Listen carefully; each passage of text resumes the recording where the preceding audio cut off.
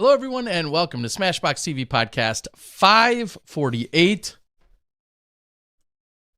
March 11th, 2025. Here we are. We're marching towards my birthday. Yeah, we are. Just 10 days away.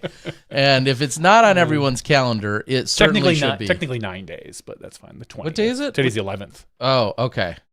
All right. Well, we're getting closer. Fine. That's fine. I care more about my daughter's birthday the day after. I know. And our good friend Shreya Patel. Her birthday the day after as well. Good call. All right. Well, I mean, we don't have to F around tonight. We've got a guest lined up. We've got action. He's got answers. We've got plenty of insight. Everything we could possibly need to know. He's been here before, and he's going to be here again, and for probably many times moving forward as well. I hope so. Spokesperson, CEO, MC. We're going to give him every title under the sun, whether he wants it or not. But we're going to welcome Luke Humphries to the show. Hey, Luke, how you doing? What's going on, Terry, Johnny? Thanks for having me back, guys. Yeah, always. It's almost been exactly a year. We had you on last year, right after Waco, when you went toe-to-toe with Gannon. Did you finish beating him up yet? Giving that. That's my nephew. No beating up family. Okay, fair enough. Of course, I joke around with your title, but you and an entire team have really made some pretty serious headway and some headlines and news and everything else, and a lot of excitement, if really is probably the best overarching word for it. Go Throw announced just a few weeks ago, maybe a couple months ago now, we're seeing the development of a tour, and this weekend, you guys officially kicked it off in terms of the stateside Go Throw kickoff event. We need to hear all the details.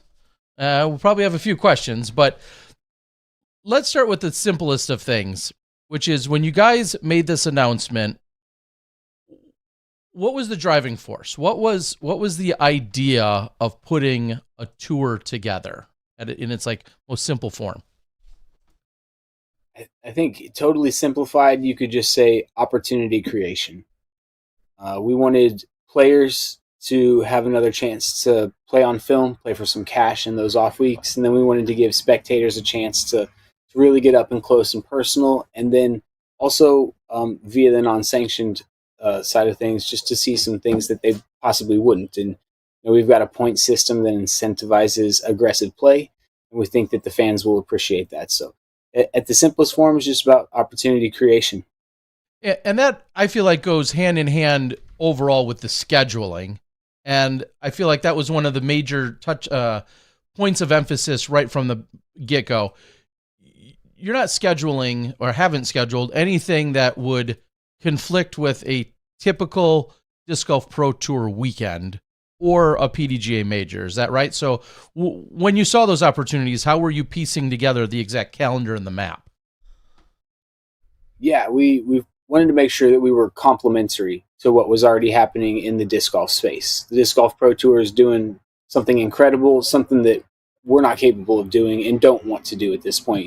We're trying to offer people a little something different.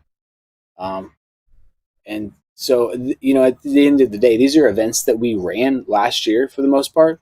And all we did was kind of put a points system together with it and then just call it a tour. So it was meant to be something that people could get excited about, could follow week to week, month to month, in addition to and complementary to the Disc Golf Pro Tour. Do you ever see yourselves, I'll say, competing with or doing more of the things that the Pro Tour is doing? Do you ever see yourself doing that? No, that's not the intention of this in any way. We'd love to see the Pro Tour succeed and continue to be the professional space for disc golfers, and the highest level of play at the end of the day. We want to offer a really high level of play with a slightly relaxed environment that gives pros an opportunity to make that cash and gives spectators a chance to maybe see some different courses and to see these private venues that have great amenities and teams behind them and just showcase disc golf slightly differently, maybe a little more relaxed. Do you, I don't want to necessarily call it an evolution, but do you sense ever becoming PDGA sanctioned, or do you feel like there's just a few sticking points within sanctioning that just will likely forever keep you away from that? You know, how do you guys feel about the sanctioning? It wasn't our original plan. Our original plan was to sanction these things. I really thought that the PDGA would understand the value and what we were trying to do and allow us to have A tiers. And that didn't seem like that was going to be the case early on in the year. And so instead of running glorified B tiers, we decided to go unsanctioned. And there, we operate on private courses where insurance isn't something that we need, which is one of the number one things that the PDGA offers. And if it was just going to be a B tier that was halfway down the list of tournaments happening that week, we didn't really feel like the marketing met the value that we were bringing by having an 85-person MPO field that included 30 touring pros. Felt like that was a little above B tier status. So we decided to go unsanctioned. And, Doug Bjerkes, to credit Doug, I love and respect that guy a lot. I think the PDGA's headed in a great direction with Doug at the helm, with Phil Delaunay being added to the team. Doug called me about a month ago and mentioned that they wanted to become part of this if they could, and that they would give us those A-tier sanctionings if we still wanted them. And at that point, we'd had so many signups, so much support from the touring pros that I wanted to make sure that their opinion was brought into the fold. So I hit up Gannon, I talked to Isaac, talked to a handful of other touring pros, and they kind of just felt like an unsanctioned atmosphere would be best for these off weeks. Some place where the cash still matters. I mean, Gannon took home 2,100 plus for a 2-day event on an off week. And then also is on film with 100,000 plus views already on that front nine. So the value is really still there, I think, for the pros. But it's a little different. Yeah, I find it so interesting in the sense that we've put all this emphasis for the last few years on it used to be national tours, A tiers. Obviously, then, we see the pro tour develop and become what it is. And then I think about just cash earnings, and Gannon clearly is one that can emphasize that, or Kristen and the record she set on the FPO side, the cash earnings and what it means to kind of be officially listed within the PDGA, stats for the year. Yes, of course, ratings, but then, things like cash earnings. And then, quite honestly, some bonus structures for a lot of the sponsorships are structured around the sanctioning of the event. Gannon's not getting the same, bonus for winning a C tier as he is obviously for winning an A tier or a disc golf pro tour event and so on. So I feel like that's one of the driving forces as well. And so it's great to hear you say that, not maybe necessarily as much of a concern for those players. Yeah, I don't think it is. And I think moving forward that we're going to have relationships with these manufacturers, and they're going to understand the value what we're bringing to the table. It may not be a disc golf pro tour event, but if Gannon's throwing on film, his discs are being mentioned, he's making, a couple $1,000 and representing his company properly, a bonus is deserving for a situation like that. And I think we'll see it taken seriously when it comes to the manufacturers. Yeah, I honestly, I agree with you. One of the things I love the most about the tour in general is what we talked about a little earlier, is just the facilities. The pro tour has been, I'll say, hamstrung in the past by certain restrictions, requirements, cell signal particularly. We haven't been able to get to some of the ones that, some of the top rated courses in our country because of some of the things that just are out of a sport like ours control. I think of a place like De La. Everybody wants everybody at De La. You never have it. It's just, well, I don't say never, but as of right now, it really feels untouchable. And I feel that is one of the things that your tour, Eagles Crossing, is another. I'm excited to go see that again.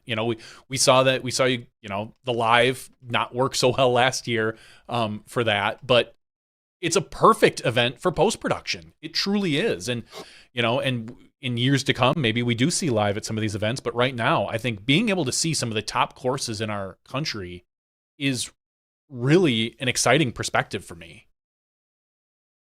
Yeah. Yep. What Went is? from the number one course in Texas to Sorry. the Go number ahead. one course in our back-to-back weeks. And yeah, I don't mean to cut you off, Terry, but we are showing off some fun courses. How has that conversation been with regards to the courses, how they were selected, again, calendar-wise, geographically, people wanting to be on board, just kind of maybe break down that process, because we know that the Pro Tour also has a bidding process, and then, there's reviews and all these things that go along, just like we do for majors, just like we do for, big events within the PDGA. There's kind of that vetting and or bidding process. What are some of the steps that you guys are most concerned with right now? Yeah, number one is that it fits in with a touring schedule, that we can get the right players there. We're trying to showcase the best players in the sport, so it's got to be somewhat convenient to where they're already going to be. That's number one concern. And then, for the most part, these courses have been vetted. We ran events at them in the past. They're private venues that operate with clubhouses, multiple courses, restaurants for the most part. They're places that have infrastructure, so we don't have to worry too much about the vetting process. I think that most of them have teams and know how to do these things. When we show up at Blue Ribbon Pines, Ray and Angie and that whole team, they run that thing like clockwork. That's no worries for them. And Steve Bro in Pennsylvania, and we go to these different places where these people have a great control of the community and work really hard to gain the respect of, and then continue to have the staff provided to make it easy. So I think in the future we're going to continue to work with different private courses. We don't want to get stale at all, and we also want to show off what's available, because there's so many good courses out there that people don't know about. And we've had the opportunity to show off some of them, but there's 10x what we've been able to show off. So moving forward, it'd be fun to get to some other locations, and we're kind of stopping by those locations this year, putting our feet on the ground and kind of imagining how a tournament or skins match could be run at these places.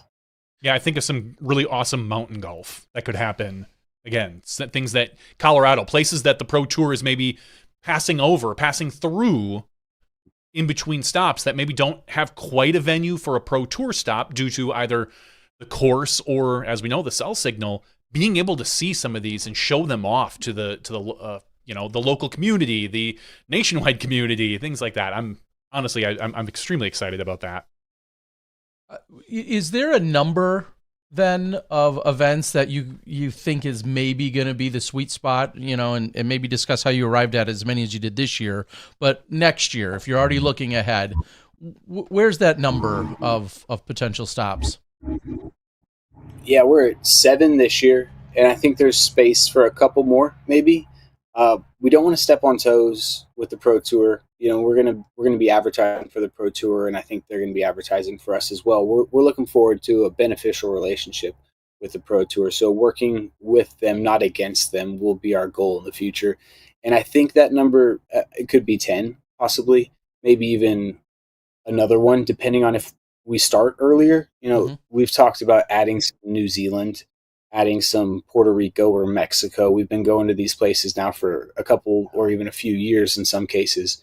So starting early and allowing some pros to go vacation and get some reps in that preseason might end up being kind of how things go. And that's how we supplement and add a couple more events. And then along the question of the actual weekends, do you like the idea? Is there a concerted effort to keep it to 2 days or 2 rounds? Do you like the idea of maybe getting to 3? What's kind of been that feedback and outlook? The pros are excited about 2 for the most part. That's one of the reasons I think we're getting some of these big names, is just like it's less toll on the body. It's a laid back format. So 2 days, I think, is where we're going to stay, at least for the time being. What we want to do, though, most of all, is experiment with this stuff. We want to try different things. We want to fail, honestly. We want to adapt quickly and move forward and find out what the best process is and what the fans and the players ultimately want. This is by the players, for the players. And there's a Venn diagram I can imagine where that overlap is, maybe we're shooting for it. So have you one of the things that we see or we hear a lot of people ask about are different formats.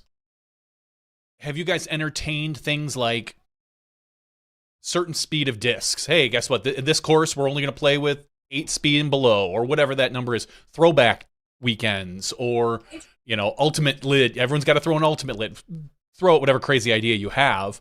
But is that in it, or are you looking more for, I'm going to throw it in quotes, more of a professional tour, kind of keep it all the PDGA rules, but just unsanctioned?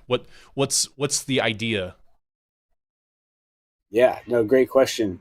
We'd love to host some of those events that you mentioned right there. We've talked about, and Simon and Gannon talked about it on one of Simon's latest vlogs, I think. Simon and I have been talking for a couple years about how cool it would be to have this event where everybody had the same 3 discs. And we didn't know who the manufacturer was. That wasn't the big deal. What the big deal was that, the fastest speed was a 7, and a mid, and a putter, and we all just were on the same level playing fields. Nobody had a Halo Boss and the crazy winds, or a flat top Firebird. A bunch of these discs that almost every pro would throw if they could, an A2 or an A5. You could say it for every manufacturer at the end of the day, but to have an event with an even level playing field and to have the golf be the number one talking point would be super cool. And that's an idea that I'm putting out into the universe now. They talked about it a little bit. Don't rip me off, people listening. This is well, I mean, to be fair, I think there is a what are the dynamic disc challenge, the trilogy challenges. I mean, the concept's not entirely unique, but it would be cool to see expanded at a really high level. That I agree with. Dynamic doesn't pay me to say that. Trilogy doesn't pay me to say that, but that did come to mind. No, it's the truth too. It's not entirely original, but I feel like it is something that everybody wonders about. Like, who would win if we all had T-Bird and a Rock and a PA3 or whatever, Sure. So I guess that goes hand in hand with have the players, and maybe this weekend was a bad test of this, but do you feel like aggressiveness and those types of things are something we're going to see more because they're not worried about, like you said, the ratings and some of those regards? Like, and I know this weekend with the weather, I don't know if anybody did anything all that crazy other than try to stay upright. But do you feel like we're going to see? Does anybody care about the ratings? Maybe is the right question. Yeah. We're about to find out. I think one tournament isn't a big enough test sample, but I did hear from a couple pros like, hey, I ran this shot extra hard into the basket because I knew that I'd get some extra points for this eagle bonus or whatever. Sure. I did hear that. And I know that Gannon threw this shot, which is the perspective of it's kind of tough when you're just watching it online, but he went up this high and threw a shot that no one's ever seen on this course. No one's ever thought about, to my knowledge, and ended up with an 80-footer on like a 680-foot hole, basically. 600 feet over the top. Don't know if he would have tried that if it was a rated round. He would have gotten himself in a lot of trouble if he hadn't pulled it off. He would have been out of bounds in a terrible spot.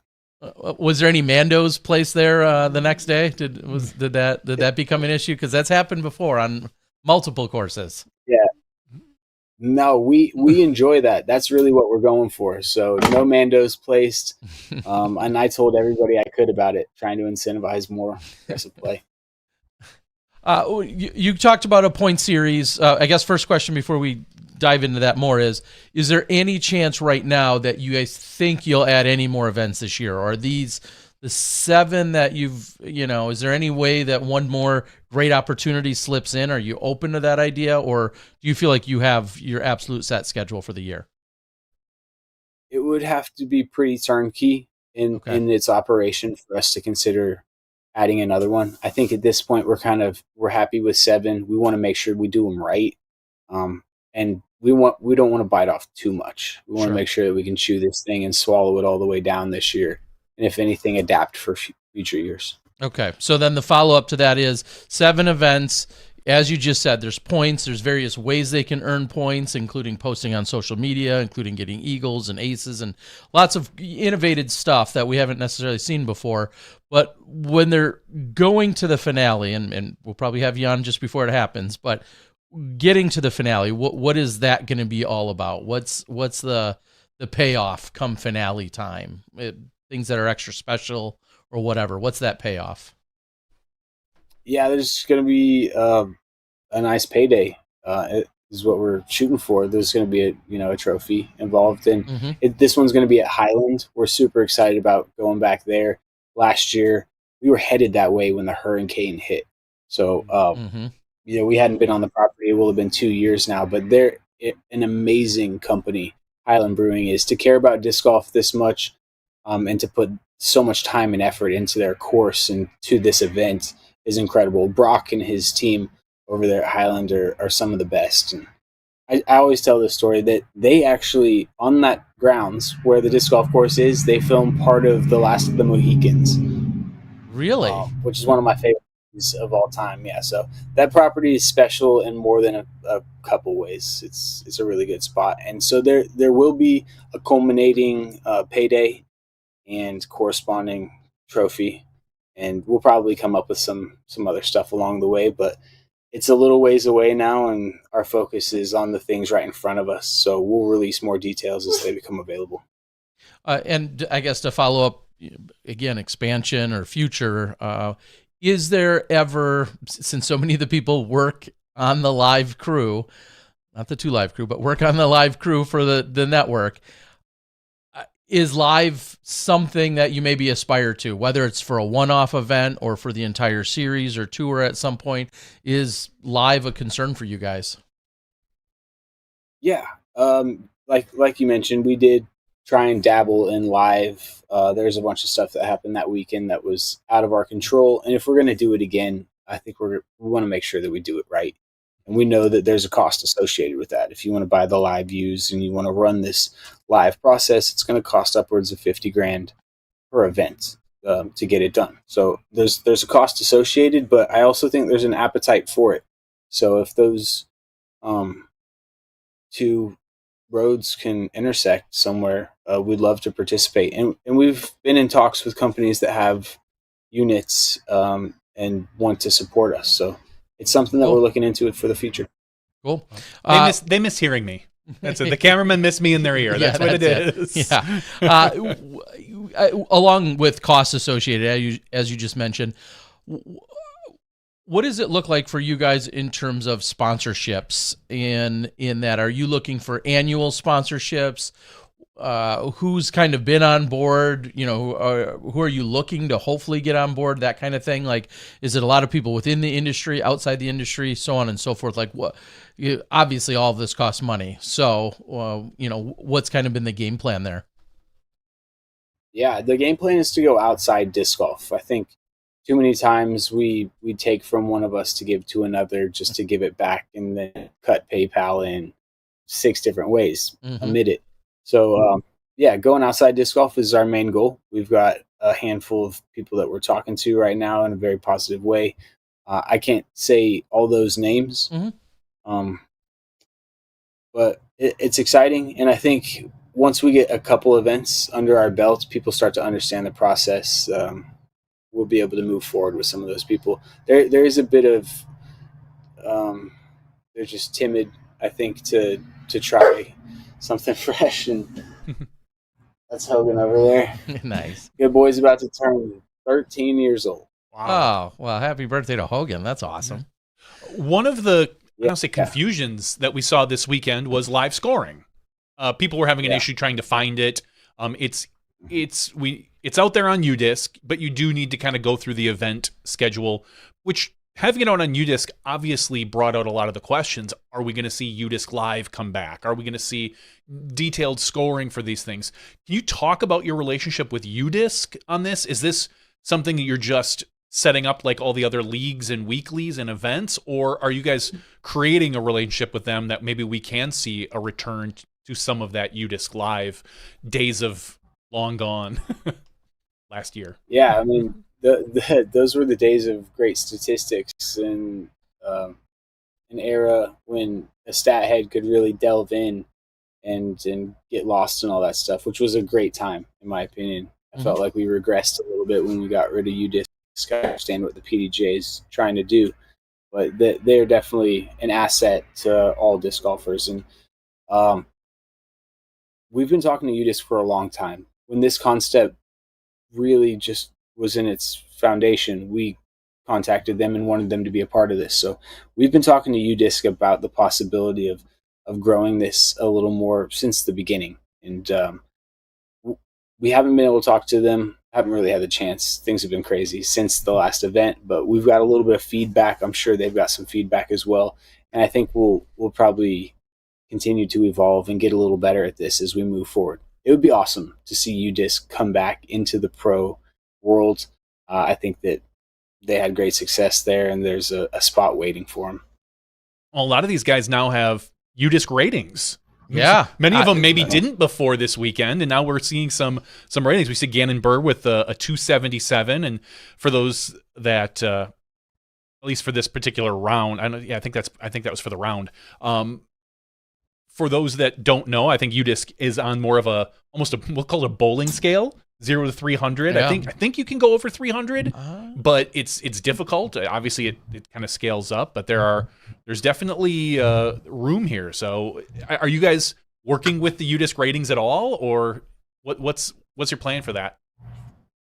I did not even know that they were doing that until after the first round was done, and I saw those numbers, which is cool. I think that we need to be able to, in some way, show people how good this round was. That's what the PDJ was attempting to do. I think that golf is doing it the best. I think the handicap system is just like really easy. Courses have slope ratings. It's obvious just based on that how hard it is. And then, you don't have to shoot. A lot of people think scratch golf is even par golf. On a really hard course, scratch golf can be 3-over golf. But if he's a 10 handicap and I'm a 3, he gets 7 strokes during the round. It's nice and easy when you're out playing with friends or handicapping a tournament or whatever you want to have. I guess they did the USDGC kind of like that one year. I can't remember the exact process. The 2011, it was the performance based on essentially your PDGA rating. Mm-hmm. And then you kind of started with that, and then it was based on how you played relative to your own rating. Was how it actually worked out. It was really interesting. Yeah. Yeah. And they have a lot of events like that in the ball golf world, club championships and whatever else use a system similar to that. I think it's a tried and true method. They've got a couple of years of history with that one. So it'd be cool if we could maybe start going that way a little bit. I also think that cash earnings is really important too. Mm. That's the way you can, it's a metric to tell exactly how good somebody's doing. And you could be winning all the C tiers and be 23-0, but if you're only making $200 a weekend, it'll be obvious that you're not winning the big ones or placing well in those big ones. So cash money seems like it's probably the best metric in my mind. Yeah, I guess that would come down to, like you said, being at the biggest events that have then performing well at those events that then have good payouts. And beating a lot of other people. Yeah. You just outed yourself. We had UDisc on, and they talked to us about the rating, the new 300, roughly the 300 rating scale. That was last time we had them on. That's when we talked about it. I do know that they are working on a handicap system as well, an official handicap. Well, so that's something maybe in the future, either next year or the year after, we could see a Go Throw event with a handicap system where, guess what, Austin Turner, you get 1 stroke over Chandler Kramer or whatever that number is, and we'll see how that works out. That would be really interesting. That'd be interesting at a high level event like this. So speaking of the high level and then the players specifically, we saw Gannon Burr, number 1 rated player in the world. You see the 2-time world champ in Isaac Robinson there. The highest rated Finn and Antala, so on and so forth. Obviously, a pretty star-studded cast. Do you feel like that will maintain? And do you have maybe a hope or a goal, as in, hey, we'd love to get X amount of the top 20 players in the world, at every stop? Like, what are you guys kind of shooting for in terms of your star power? Yeah, I do think it's going to continue. I talked to these guys, and they had a good time in spite of the weather, and are talking about the better events. We had our big map up, and they were pointing like, "I'll be there," and yeah, I might as well be there too. And like, if I'm going there, I'll be here. And they're aware that our point system does help people that continue to play our events. So you get, I think, 100. Maybe it's 60 points, and then 120 for your second, and then 240 for your third. Like, it really moves up quick if you continue to play our events to incentivize people to be there. I don't know that that's the reason why Gannon will be there, but I do know that players like Gannon and Isaac are looking for ways to make some extra cash, keep the game tight, and get a little competition in during those off weeks. So I don't think there's like a specific goal that we're shooting for. No, there's not like a number. It's important for us to have a really good card, obviously, and a chase card because we're working with Ace Run Pro as well. Those guys are amazing. Felix and Conrad, two of my favorite humans on tour these days. So having I guess eight really good guys is the most important, and then obviously the ladies as well. 4 top tier ladies, but after that. It's not a number, but we'd like them all. The Luke Taylors and the Harry Chases and the Raven Newsoms and the Luke Sampsons and the Connor Rocks. Those people are really important to what we're trying to do. They offer high level disc golf, and maybe not the name brand notoriety, but still that when they throw off the tee. I don't know if you guys are all aware guys play, but nobody knew how big Austin Turner's lefty Spike Heiser was until they watched it. So fun to show off some lesser known pros as well, and those guys are all a really important part of it. But I can't say enough about Gannon and Isaac and Babcock and Barsby and Conrad. These are staples in disc golf, supporting something that we're trying to do. So big shout out to all those guys. They're amazing people. Yeah, totally agree. And Gavin Babcock just had a birthday yesterday or today, so we'll get a birthday shout out in there for him as well. FPO side, obviously the numbers are just always lesser in terms of overall participation. We don't have as many touring women as we do men. Do you feel like on the women's side, there's it's just as appealing to them, I guess, for lack of a better phrase? Is there any reason that may hold them back or encourage them to also be at these events, any more than any other event? I think that I care about the FPO side, and I want to make sure that they're included. And I think the Go Throw team echoes that. It is trickier to include FPO in a big manner. So we're still looking for ways to do that. But I love seeing the ladies out there, and if they get 4 good girls at a tournament, we're definitely going to make sure that we get film of that and it goes on the internet somehow. So big shout out to Kat Merch, Rebecca Cox, Maria Oliva, Hannah Wynn, Taylor Chosick, all those girls that came out and attended our event. That was super cool as well.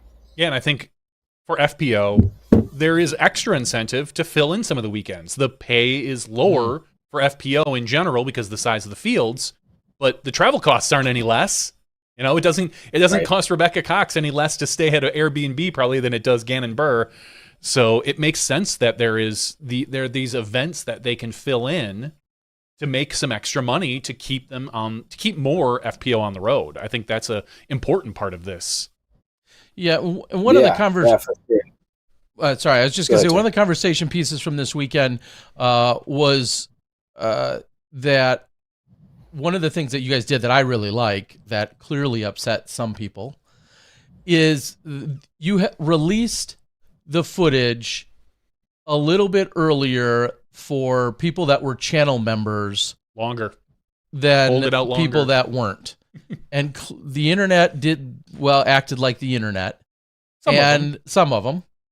And again, call me biased, I don't know, but simply by doing that, well, first of all, explain what you did and what your plan is, and how you guys plan to move forward with your strategy. Yeah, what I can tell you for sure is that we're going to try things. We're gonna figure out what the best way to do this is. So this may change a little bit in the future, but yeah, we gave the coverage to the VIP members. I guess that's what they're called on YouTube. I'm not sure exactly. Or just channel members. Channel There's members. different levels you can set, but maybe even just at your basic channel member level, you could have released it earlier to them, right?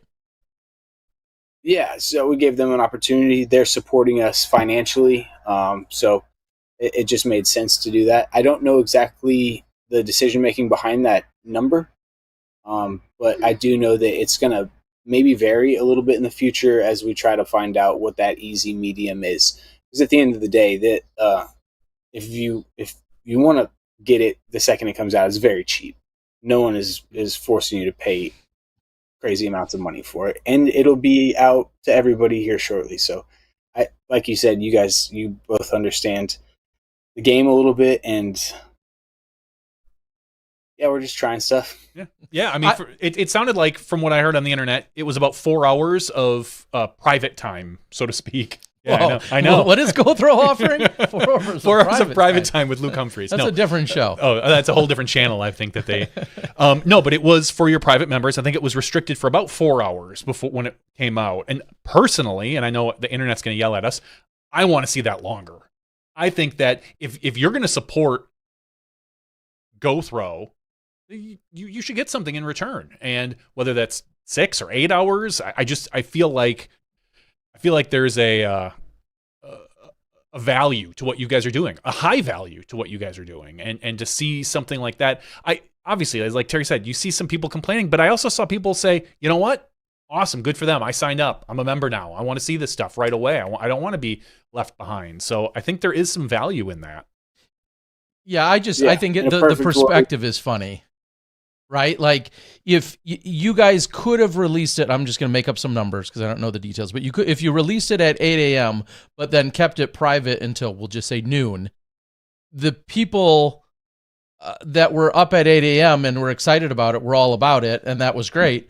Some people don't even get up to noon, so they didn't even necessarily miss it, but there was still a whole bunch of complaining. Only you sleep till noon. It's just funny how it can be perspective, and honestly, it's a no-cost way to you guys to further thank and benefit the people that are supporting you. And it's great. Nobody said it was going to be out at 10 a.m. and you get to watch it for free at 10 a.m. So because it was behind a paywall or an option for 2 or 3 hours, I don't know. I just feel for you guys. It doesn't matter who it is. When I watch the internet be the internet, it frustrates all of us. Well, most of us that understand it. So, it's not even, I wouldn't call it a criticism, a comparison that was made also throughout the weekend, and I continue even till tonight is, that's, is this the new Silver Series, or are these the new Silver Series events, or these are better or worse than the Silver Series? Is any of that, is there anything you want to address or think about there? Does any of those names or comparisons matter to you guys? I don't know that it necessarily matters. I think if you consider the Silver Series to be the breeding ground of the Pro Tour, that you could probably compare us to that in a way. There's people getting opportunities to play against the pros and get on cards they never would have been able to get on, and possibly give themselves a little confidence moving forward. So in that regard, yeah, the comparison I think is fair. But I don't know. The Silver Series, it was never like a set in stone concept. I feel like, it kind of varied from year to year. Mm-hmm. So I appreciate what they were trying to do there to get the ground roots areas to have some players that have an opportunity to play against the best. There's guys like Cameron Shirley, Mickey Welsh, and Hayden Fredrickson, which are all DFW guys with a ton of talent that don't typically get to play with those big pros, and by doing that, they can see that their skill level is adequate to then make a jump or buy a van or whatever it may be. So, like I said at the beginning, man, opportunity creation. Yeah, and I feel like Silver Series, Q Series, and it's all kind of continues to evolve even to this day within the Pro Tour. I feel like that's a chance for not just the players, but also then a chance to kind of vet the actual, facilities. Does the organizing committee have it, everything that's needed? Was the cell service good enough? Was the team there, have everything under control? Like I feel like it has an opportunity, there are a whole bunch of check boxes, and it was a matter of, hey, when we went to those, how many of those boxes were we checking as being part of a Q Series, Silver Series, whatever. So, I agree with you that it's a great area to operate in that may be the step below, the highest level or whatever, some kind of breeding ground, as you're saying. So, I love it. Yeah. Well, we know that these aren't just events. You guys have a lot of other things going on the weekend. Talk to us and explain what other events and what other things can spectators see on any given weekend. Yeah, because it's a 2-day event, it allows us to do some fun things on Friday, which we've been filling with like a couple different exhibition matches. We've got this new series, Beat the Pros, which is fresh and people still don't even know the concept, I think, as we're finding out. But you can qualify to be a part of this group of 20 people. It gets whittled down to 4 eventually through a birdie or die contest that's super fun and action-packed. And those 4 people then get a chance to play against 4 touring pros. And if they can beat all 4, they win $10,000. Wow. So that's going to be happening most of the Friday mornings. And then we'll be doing skins on the Friday evenings. So you'll have a chance to see these pros up close in just a 1-card kind of exhibition match, and then move on to a relaxed atmosphere with good banter in that skins match. So we always, we say it's the most personal and up close way to view disc golf that you can get, and we love the atmosphere that's been created through those 2 different shows. Well, and then Ace Run is also doing stuff, right? They have a unique challenge every week too. That's correct. Yeah, Ace Run Pro also doing their Ace Run challenge, setting up typically a hole that's not normally on the course, something that's right there near Tournament Central, where people can watch for the best each try and ace this hole like 15 times. So it sets up for some good oohs and ahs with a nice payday if it gets hit. Sweet. One of the things that when this was just kind of starting, I think you guys were in New Zealand, I might have been in Thailand, and somebody from the team sent me a message about just media opportunities and such, and we didn't have a full discussion, but the long and short of it was you guys are pretty open to more media and opportunities for channels to be part of coverage. Where's there a threshold? Where does that kind of stand? What are some of the kind of check boxes that have to at least be, checked off for somebody to get involved from a media perspective? Yeah, I think that it's not just open to everybody with 10 followers on YouTube, but if you're an influencer, you're actually really working to grow the game, which, I mean, obviously both of you guys are, then it's an open invitation. We want more the merrier. We think that getting all the coverage we can will benefit players and spectators, and then eventually the content creators. So we're really down to try and find that threshold to push until we get there. And I don't think we're close at this point. So Terry, Johnny, if you want to come out to an event, you got a VIP pass waiting. Ah, sweet. I want to get in that beat the pros thing. So if I beat him, I'm going to pull a Babcock. Shirt's coming off. I'm running. God, no. I'm running down fairway. No. There's a way to lose all subscribers real quick. I'll make sure it's on your channel, Terry. Yeah, great. What would you say what was the biggest lesson? I was going to say takeaway, but let's go even bigger and say, what was the biggest lesson learned from this last weekend? Like how time consuming each thing is. We have a great team. Chris, Gabe, Bob, Ace Run Pro guys. We're adding Kevin Bates to the team as well. I think you guys are probably familiar with him. He's been around disc golf for a long time. It's just like how long everything took to get up. Part of that was probably due to the rain and stuff, but it really does take a team. And that ops crew at the Pro Tour works tirelessly to get that course ready, to get the assets up. And that's something that I don't want to say we took for granted, but probably just underestimated exactly how that was going to go. We've got some really cool assets, some different stuff that we're adding to our tournament centrals, to our courses. And some of that we weren't able to put up due to the rain. And some of it was just like, a lack of time and opportunity. So I think figuring out the process with that is probably the biggest thing.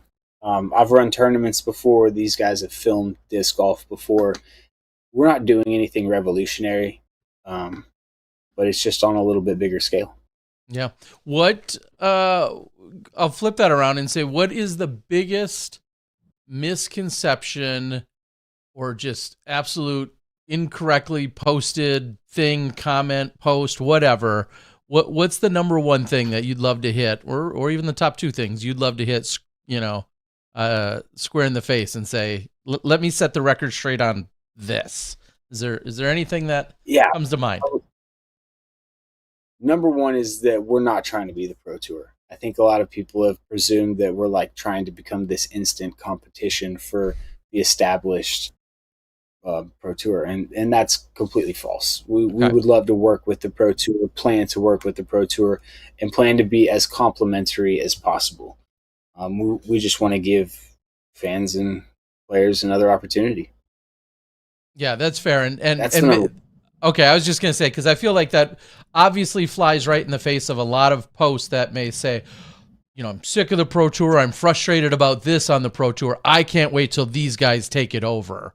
Or I hope these guys really succeed because then we don't have to deal with, the Pro Tour anymore, the network or whatever.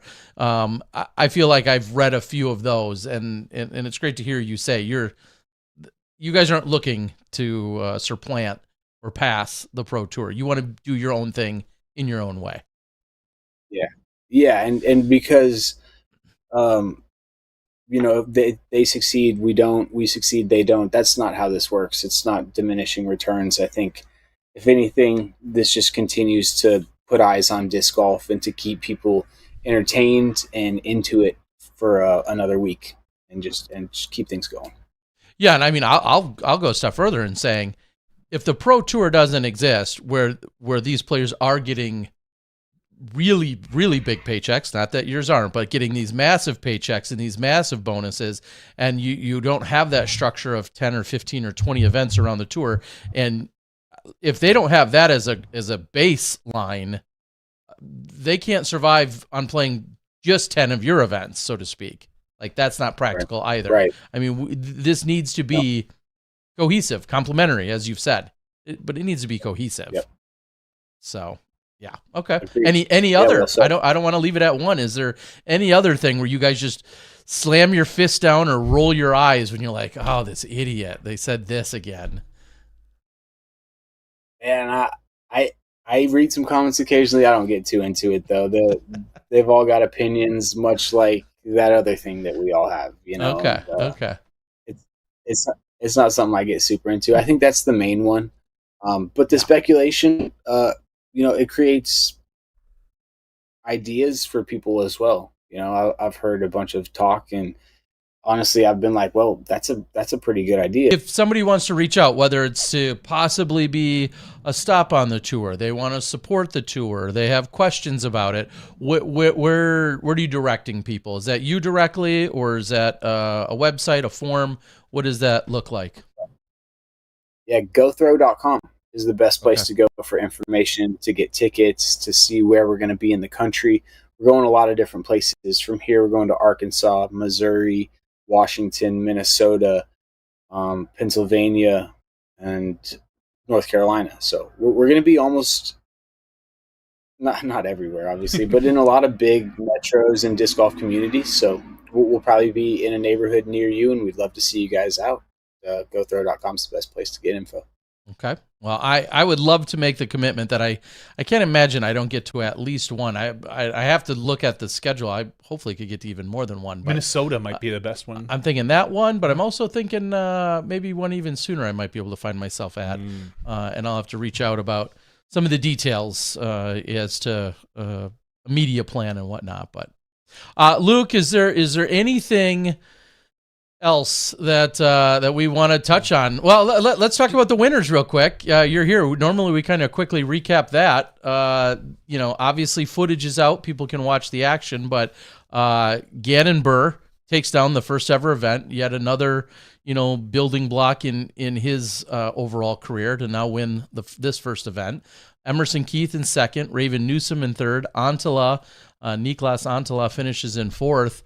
Is there anything specific, any other insights that you want to provide on the action from the weekend? And that was a crazy test of will and patience. No shot was stock, no footing was good. You really had to work with the conditions, not try and fight things. And Kat Merch did an incredible job of staying positive that week, really embracing the conditions. After she got done with her round, like the rain hadn't stopped, but she came back out to observe and to help spot even. Can't say enough about her. It's got to be something that did so well and took down the victory. But on both sides, it was just an insane test of will. And Emerson Keith showed why he's a Pro Tour champion and one of the best in the world, nearly chasing down a guy who was going to run away with it if Emerson wasn't there. And that's no shade at Raven Newsom, who played incredible. It was high-level golf. It'd be cool to have seen some ratings just to have some perspective, I guess, for other people to really know how hot those rounds were given the conditions. I mean, people were shooting 25 over par on this course. So to go 6 under, 5 under, or whatever he shot is incredible. Yeah, Gannon went 6 and then 5 to finish at 11 under for the weekend, which that in itself should tell a story that through 2 rounds of golf, when's the last time we saw somebody out in front of the leaderboard after 2 rounds of golf just barely cracking double digits? Like that just in general doesn't happen. So that in itself tells somewhat of the story of the course and or the conditions. And to be fair, we do have, obviously, like I said, the UDisc ratings. A lot of casual players, people who use UDisc regularly, will understand those. I mean, I think some of us who maybe haven't done enough, I don't think I've done a rated round on UDisc yet, but a lot of people have no reference to PDGA ratings. They don't know what they're shooting. Someone that maybe uses UDisc and is like, oh, look, I'm regularly shooting like a 190 or something. This guy shot 277, or 283. And we're going to see how good these are in a few months, maybe when we see more of these ratings, these particular ones, then we'll have a better gauge of what's going on. So I think this could bring in maybe some of the more casual people who just don't understand the PDGA side of the tour and the ratings and things like that. And coming from UDisc, as we know, who has 1 million subscribers or whatever, or 1 million people that log rounds. This is great. I'm looking forward to how this plays out in the next few months. Yeah, getting some perspective, getting a little bit of reference when it comes to those ratings will be great, and that will evolve as well. All right. Well, now the only thing left, if we're really coming full circle, is you beat Gannon this weekend in Waco. So just do that, and then we have you back next week, and we get to talk all about that again. This is your course. Like it always feels like the beginning of the season is Luke Humphries' season. Waco's been pretty favorable to you. Are you feeling good right now? I got the flu at the Florida event, and then stood out in the cold for a couple of days this past weekend. So I'm like physically not 100%, but getting back on the course these last 2 days and just seeing these shots and still having these discs in my bag that I've found success with in the past out here gives me great vibes and memories going forward. So I'm looking to have some fun this week. And if the golf is there, it's there. If it's not the worst thing. There'll be more of them. Sweet. Well, we appreciate it. I feel like we got every question I could think of regarding the tour. And I know I was going to say we almost were able to do it a few months ago, but I love that now that we've got one event in, we have all such a greater perspective of everything. And now, we've got this path forward and what we're going to see and what we can expect the rest of the year. I just really appreciate you taking the time to give us all the info and the insight. Always a pleasure being with you, Terry. Same with you, Johnny. You guys are class acts, some of the best in the business. What is this, like episode 548? What did you say? 548. 40. 11 That's years incredible. in. Yeah, you should be proud of what you've done. Well, we appreciate it. Keep doing what you're doing.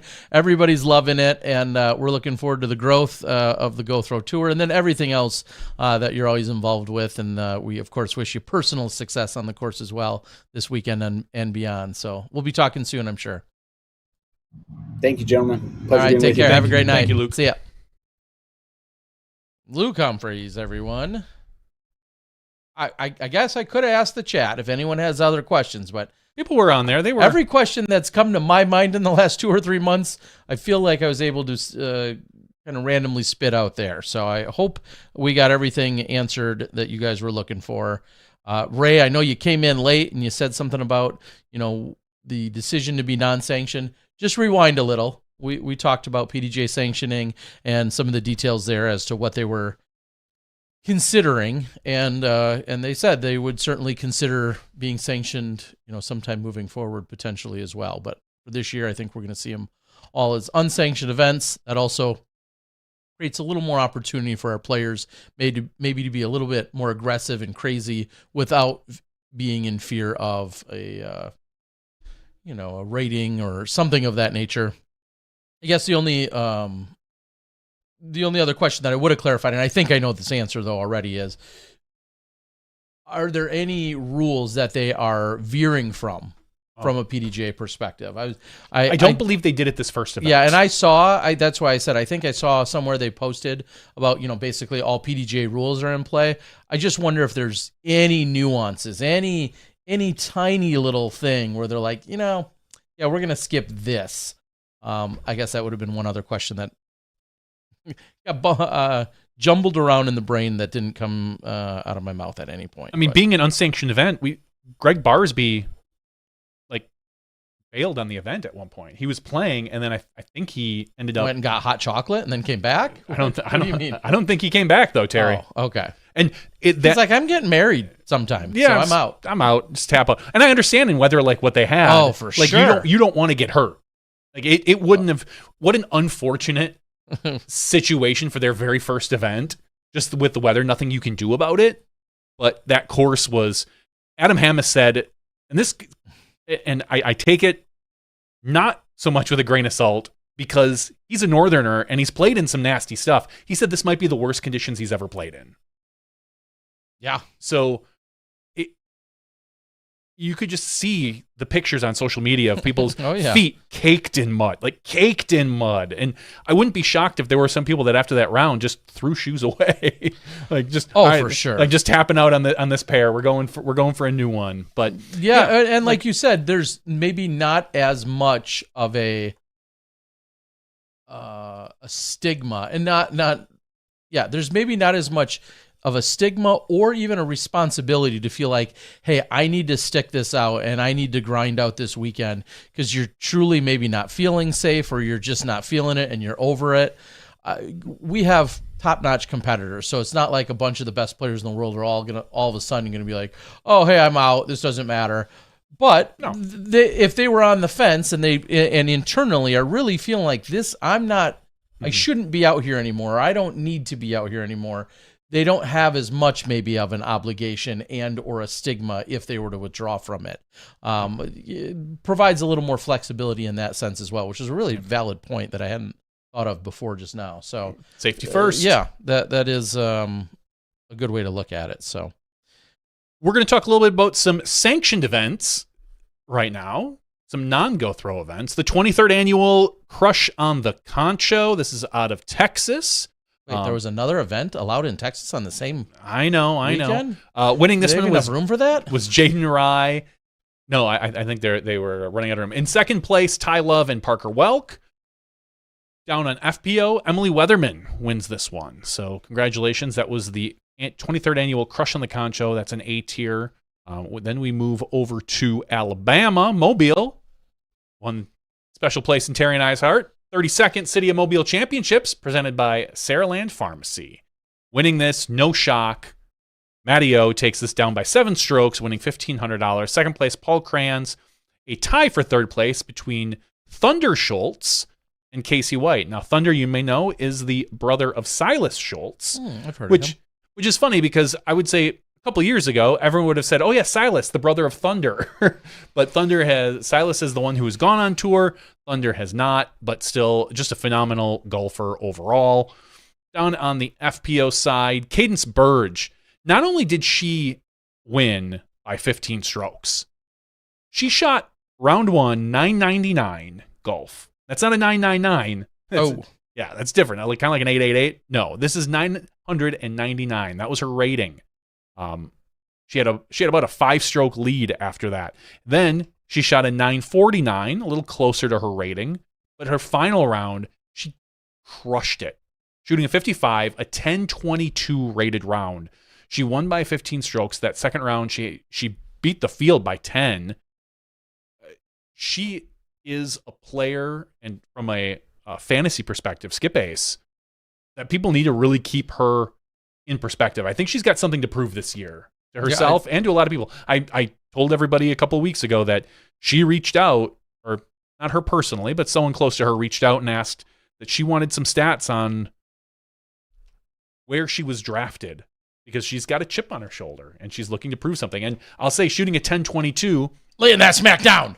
That's proving yourself right there. That's proving yourself. And she took 10th at the Supreme Flight Open, winning. Now she's going into Waco. I wouldn't be shocked to see another top 10 from her, the way she plays. She's a very accurate player. So I mean, I finished in the top 10 when I was there 27 years ago. You probably had to look that up. I had to look it up. That you and I did not finish top 10, I'm sure. You did not. No. Well, you might have, but we weren't in the same division. But you and I doubt I did. Were at the City of Mobile Championships. Like the 5th one? Well, I guess we'd have to do the math, because it was the year was 1998. All right. So 27 years ago, before Cadence was born. And Jesus, stop. And this is the 32nd, so that would have been like the 5th. Yeah, something of that nature. You and I, that was before the Admiral as a course existed. Stop outing us. Stop outing our age. People, this is an audio podcast. They may think we're young. Yeah, they can hear it in our voices. Well, yes, you and I were there. Where are you? Why are you looking? Oh, yeah, you did. I'm just trying to see if we...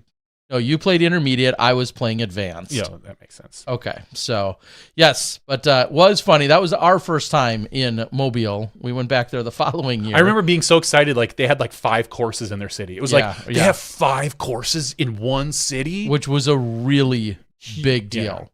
And we went and played all of them. Yes, we did. But yeah, just to think back, that 1998, we were in Mobile for the first time ever. Wow. Spring break. Everybody else went and partied in Mexico and got drunk, and we played Frisbee golf. We did put a lot of miles on that car. All right, the Palisade Awakening 2025 brought to you by Outback Steakhouse. Hope everyone got a bloomin' onion. Been yummy, huh?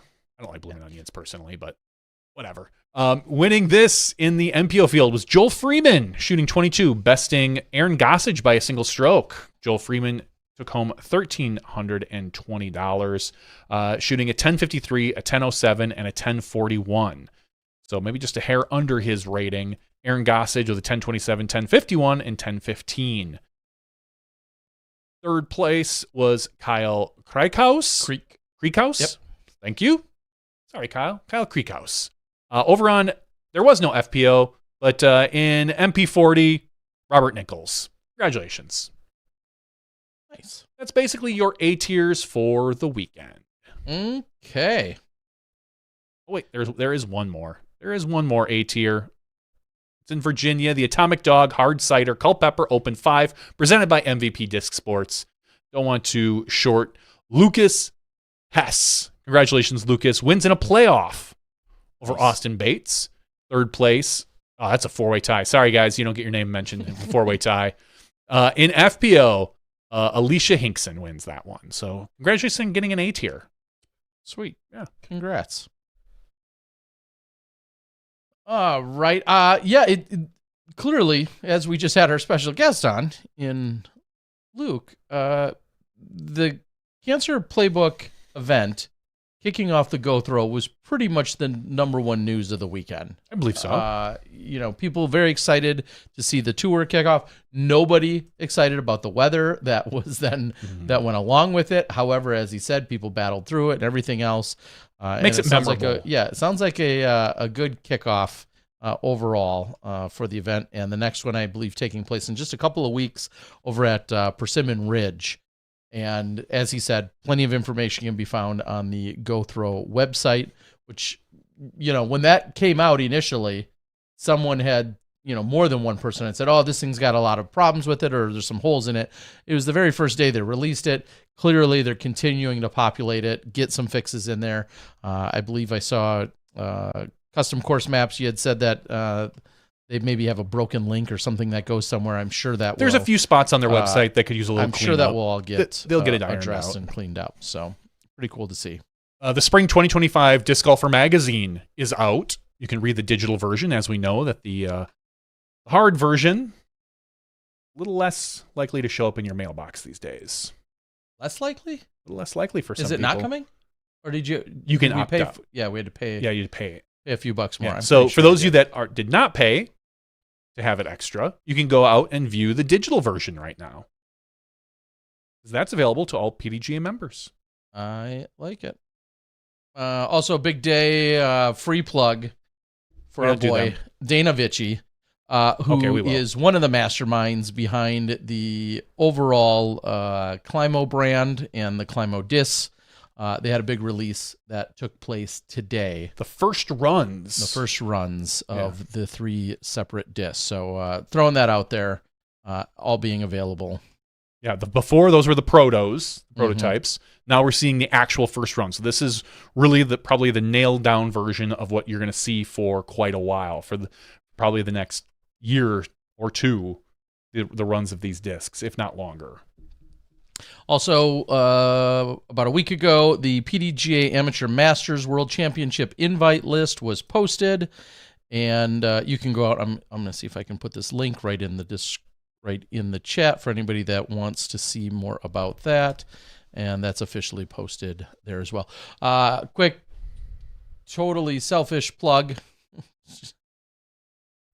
Again, maybe I've already said this, but I'm working to cover the FP40 action at the Tim Selinsky event. Ooh. So if you have a product, it doesn't have to be women-centric, but it kind of would go hand in hand with who might be our main viewers. But if you have a product or service and you're interested in potentially teaming up and advertising, and additionally then supporting the overall coverage of the FP40 action at that PDGA major, the Tim Selinsky U.S. Masters taking place in New Mexico, please reach out to me. I've got some room on my channel. We'll be covering that and putting it out next day for all of that PDGA major, and that's taking place in just a little under 2 months. So, is Onscoggins going to be there? She is not registered at the moment to play because it's a major. It comes in a relatively busy time overall on the calendar. Okay.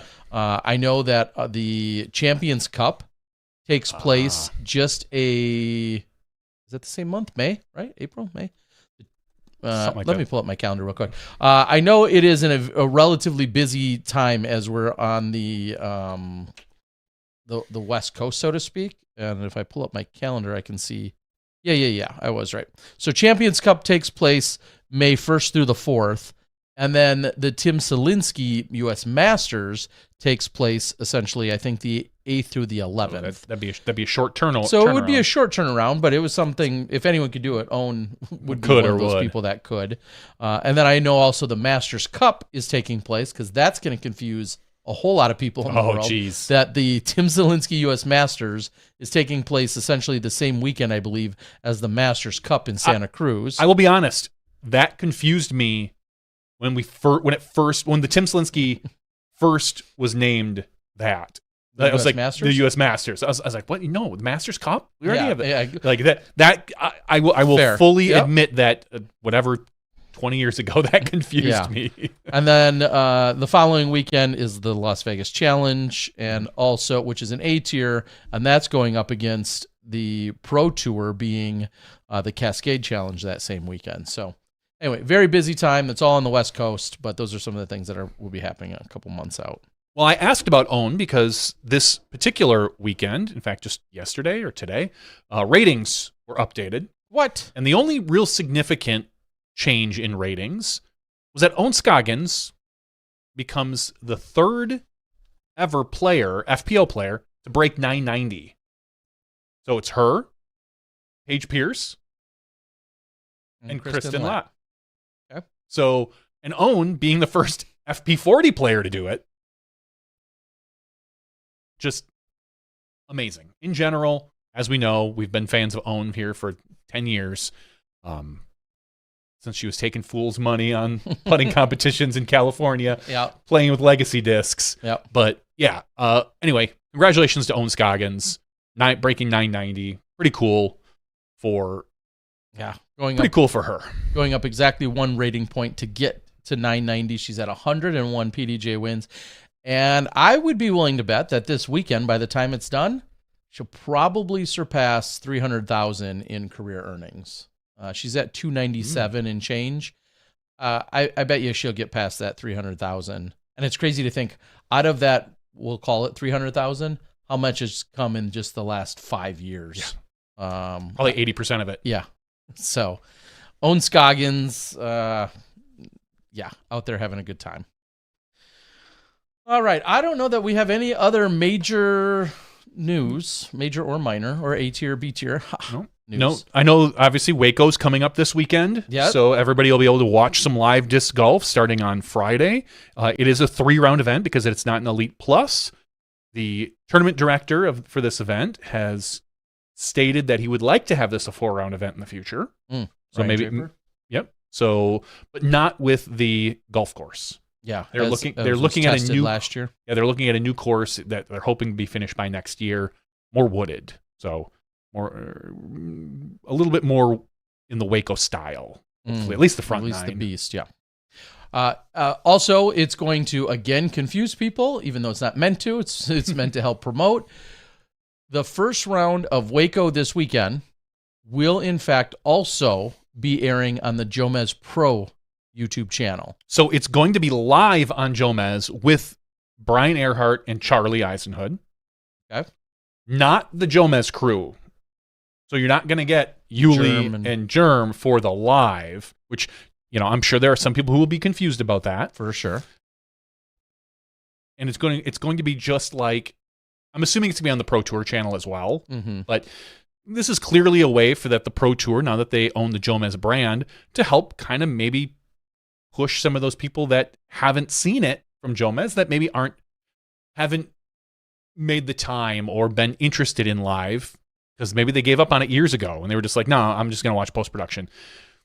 Maybe incentivize them to go check out the live broadcast at some point. Yeah, so it will be free and live, run through the Jomez channel on Friday for that first round. So I believe that's the only round that's going to be there. Otherwise, standard operating protocol for everything else throughout the weekend in terms of where things are offered and what level you need and so on and so forth. But there will be an additional free live stream running through the Jomez Pro channel this Friday for the opening round. So, again, I love the opportunity and the overarching premise behind it. I also cringe at the help desk and or the question and answer session that will follow. But hopefully you can share that good news as we just explained it with everyone else. My guess is that they're going to put it on Jomez and the Pro Tour channel. Yeah. That it'll be simulcast between those two channels so that there won't be confusion. Who's going to call and be like, what's this live disc golf doing on my Jomez channel? There will be some confusion for that, for sure. I don't know. I mean, you could have bigger problems in life, don't get me wrong. But sure. there will definitely be some confusion. So hopefully everybody can take it all in.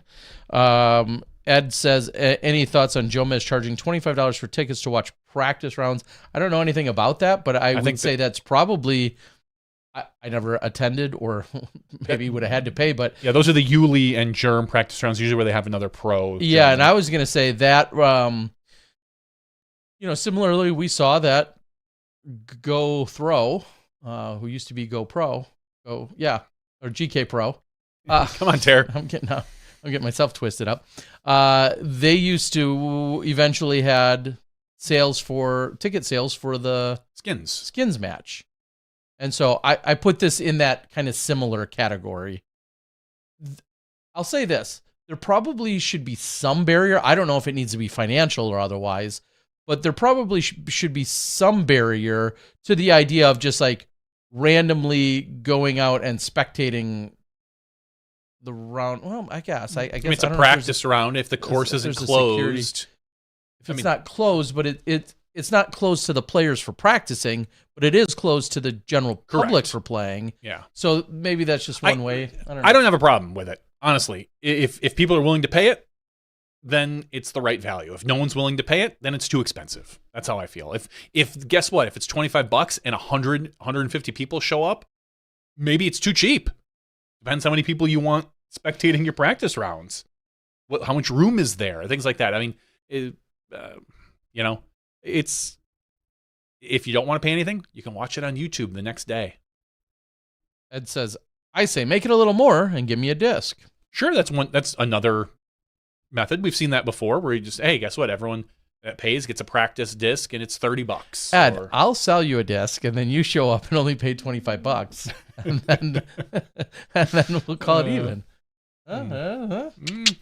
We'll get an autograph for you too. It's really funny, and obviously no offense to Ed, but how people are willing, like they're not so willing to just pay cash just to do it. And this is some people, but you throw a disc in and maybe charge more, and people are more apt to be like, oh, well, yeah, I get a disc or I get this T-shirt or something like that. But just the cash at a cheaper level is kind of like, maybe. And I don't know if that's Ed. That's all. Yeah, but it made me, psychology in general. Yeah, it just made funny me think how of we that. all arrive at how we justify any of our expenses that we arrive at. All right, well, let's call it for the regular show. What we're going to do is stand down. We'll come back. We'll have an after show. May or may not be on the shorter side, but if you don't know already, after show allows us to talk about anything and everything. Comments from the board, questions you might have. It may or may not be disc golf related. It doesn't matter. Almost anything goes in the after show. I got to be careful. The lawyer said otherwise. So what we'll do, like I said, take a quick break here, and then when we come back, we'll have other things to talk about. So thank you to Luke Humphries. Congrats to the entire Go Throw team, along with Ace Run Productions, who I know is now in part teamed up with them. So congrats to everyone, including your host, for putting on the event this weekend. Very cool to see, and thank you to Luke for giving us all the additional insight and answers that many of you were asking for, and now we got all that clarification needed. For Luke, Johnny V, I'm the Disc Golf Guy. That's 548's regular show. We'll see you in the after show when you step inside the Smashbox. Thank you to our $2 and above patrons. Your name is listed below in the credits. If you are interested in being listed as a producer in the SmashBoxx TV credits and supporting this and other fine podcasts, please visit patreon.com/SmashBoxxTV.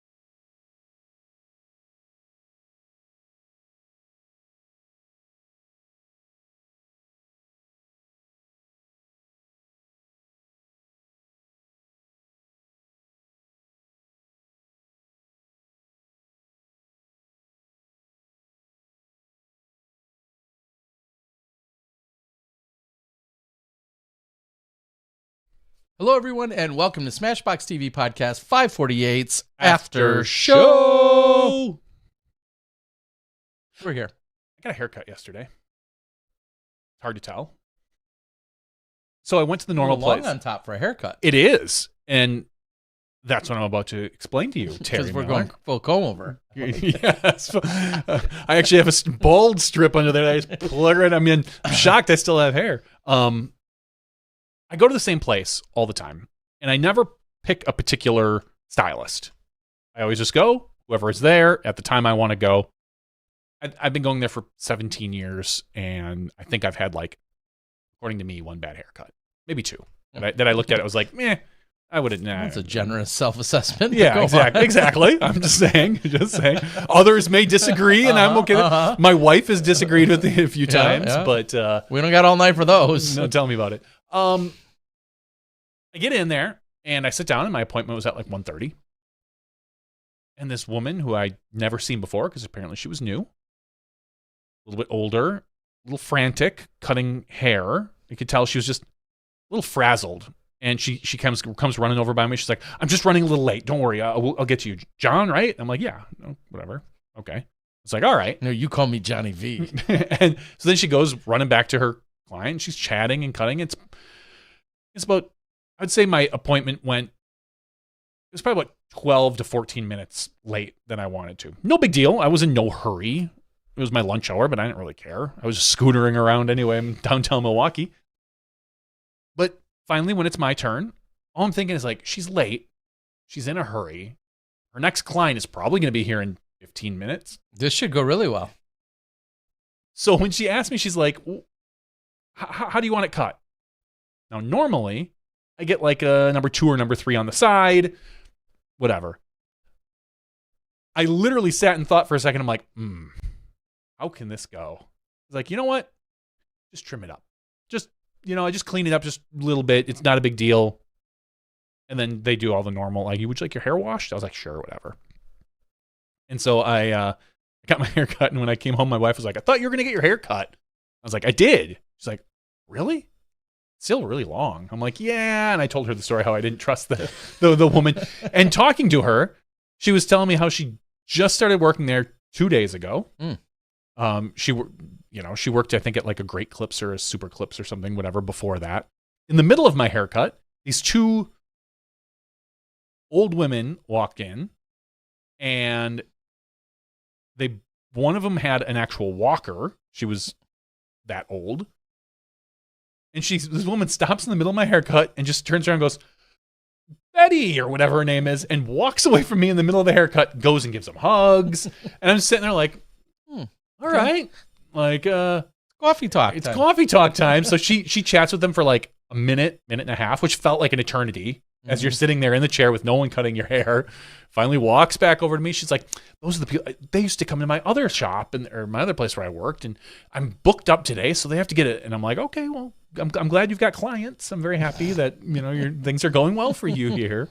But yeah, I opted for the quick trim versus the, which just means I didn't want to risk it. I didn't want to risk it, which just means I'll need a haircut in like 3 weeks. Yeah. So, well, you there, Terry? You look like you just recently got a haircut. I didn't. I trimmed, you must have been pretty tight then before. I just trimmed up a little bit, but I was just thinking how I made good on my promise about continuing to get them in other countries. So the last time I got one was because didn't I have to end the show? I had to go to the dentist, and I think later that day I went to get a haircut as well. So that's the kind of stuff I was doing in Thailand. I don't know if we ever talked about how did the dentistry go.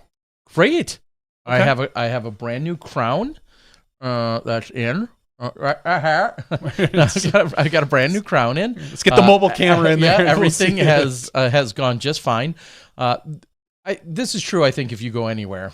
Somebody could correct me, but typically when you go in and you get a crown put on, they put on a temporary one as they kind of measure you up or mold one that will be permanent. And so they said, be very careful. There's a chance this could come out. If it does, let us know. Come back. Well, sure enough, it was less than 24 hours later. The temporary one came out. I have it. I'm like, So I went back. They put it back in. another 48 little hours crazy go by. glue, some gorilla glue. Exactly. Yeah. Some really temporary glue. 48 hours go by, not even. It comes out again. And then I'm like only a day away from actually going back in for the regular one anyway. So I was like, I'll just wait. I mean, you didn't have it for like the last year or two or whatever. Yeah, well, I mean, it's funny how they kind of... They clean it all up and all this other stuff. Open it up. Anyway, went back in. Everything ended up being just fine. I still have it to this day. It's in there permanently. Here is the reference that I'll make yet maybe one last time on the show. Full insurance with multiple quotes from my place, and I have full dental insurance. I was quoted $1,900 at my local dentist that I've been going to for a decade. This was done for just a hair over $300. Obviously no insurance, just walking into a friend recommended dentist shop down the road from my hotel, the 2 visits, well, actually plus another one in the middle, and came to just over $300 US dollars. That's phenomenal. That's where I'm at. Like Shasta, like Scott Stokely, 10 out of 10 recommend. Okay. F our entire corrupt, disgusting, insurance-ridden entire healthcare system, because it pretty much sucks here. So there you go. All right, that's good. And then later that day, I think it was that same day, I went and got a haircut. That was all of like, I think it was $4.50 roughly. And I think I tipped them the same when it was all said and done, but got my hair cut there. And that was also now in Chiang Mai. And hoping I'll be in some other country by the time I get another one. So if you want to talk about the ways of living large, it's dental work and haircuts. Paying in foreign $9 countries. for a haircut. Yep. Including tip. Yep. And I also really rolled the dice in one of the more popular streets in Chiang Mai. And if you've ever been to Chiang Mai, you would see this. And maybe I talked about it, so I'll be quick. One of the places, or there's one street where they set up outdoor massages. Not outdoor dentistry? No, not outdoor dentistry, but outdoor foot massages. And they set up at night. There's a dozen. Nothing sounds creepier than that. You would think. I took pictures. I sat and observed for a while. It was awesome. And sure enough, for all of a couple dollars, I got a 1-hour foot massage by a really friendly gentleman. That was super nice. And they set up for like 4, 5, 6 hours a night. And there's dozens of people there. It's because if you're too cheap to spend the $9 in a shop, just wait till they set up at night and it's $6, and you're good to go. Jeez. Yeah, that's living large. That's living large. What can I say? So, I think I've come to realize that massages don't do much for me. I'm all about foot massages. Like, I haven't had a foot massage. Yeah, you in get a long time. Get a good foot or leg massage. That's all I care about. I don't need any other kind. I don't really care. It's just good foot and leg massages. I got a lot of weight to support. Walking around on my 2 little thick timbers that I got down, stumps that I've got or whatever. I do too. I got a lot of weights. My legs are longer. But yeah, there you go. That's all you need though, is a nice, good foot. And most of the time when you get those, they often then like insist on giving you a little bit of a shoulder and head massage along with it. It's a unique combo that you don't even usually ask for. I don't want, but it's always something that's part of it. It's really unique. I don't know. I think that's a common thing. Tim on the board says his crown was $1,600. So yeah, that fits into what I was saying in that overall neighborhood. Anna Macbeth out on the board tonight. I'm going to sleep so good tonight hearing your update about Terry's dental work. Well, yeah, see, now everybody knows. I mean, that's why you're here in the after show. And as I said, we're going to give a plug to the Party Podcast, Hannah Macbeth, Kona Star Montgomery, and Christine Jennings from the Disc Golf Pro Tour. They are back. I listened to their first episode talking about the Supreme Flight Open. And let me just convenient. I know. Let me what just a time tell you. To return. I did chuckle because I think like our podcast, as we're here talking about haircuts and dental work and whatever, we are the older gentlemen in the sport right now, I'd say doing podcasts, we don't talk a lot about like injuries or like, being old. The first 10 minutes of their podcast, each and every one of them went through and talked about their ailments. And I did laugh because I was on my way to work and I was listening to it. And I was like, that sounds like a podcast that I should be part of. Like, I woke up and my shoulder, I couldn't turn my head or something weird like that. But go listen to the Party Podcast, everybody. It's well worth your time. You get a unique perspective into the FPO division. They're really the only ones out there right now that are strictly focused on FPO, and I can't emphasize that enough. Please go. Well, they sound like they would be great supporters of the coverage that I'm in, the FPO centric coverage I'm going to be doing maybe we should talk about that. We'll work on a little something there. Doc Zen says Party Podcast versus Smashbox on skins. Let's go. They got 3 of them. It's not fair. Yeah, and 1 or 2 of them throw farther than us. So if we were going to play skins. For sure, one of them. Kona throws further than both of us. That's what I'm saying. Yeah. Further or farther? Farther. Farther. Throws farther. Farther is distance. She probably throws farther and further. I'm not sure if that's really works in that regard. I don't know if there was any other drama or silliness over the weekend. We're just continuing, and I guess it would be somewhat under the silliness category. We're just continuing to see more and more and more of our golfers can develop their YouTube posts and games. And I think about, obviously you have the ones that we've been seeing, your Alden Harris, for instance, that's the obvious, but you see Gannon building out his channel a little bit more. Yuli continues to post stuff on his channel. Silas Schultz. Silas has been doing, now that he's going out on tour again, his YouTube, I think I watched it yesterday. Was it yesterday or today? I don't remember. But great. He's, as we all know, he's a great editor. He's got a lot of skills when it comes to creativity. I have a problem though with any, and it's just a style.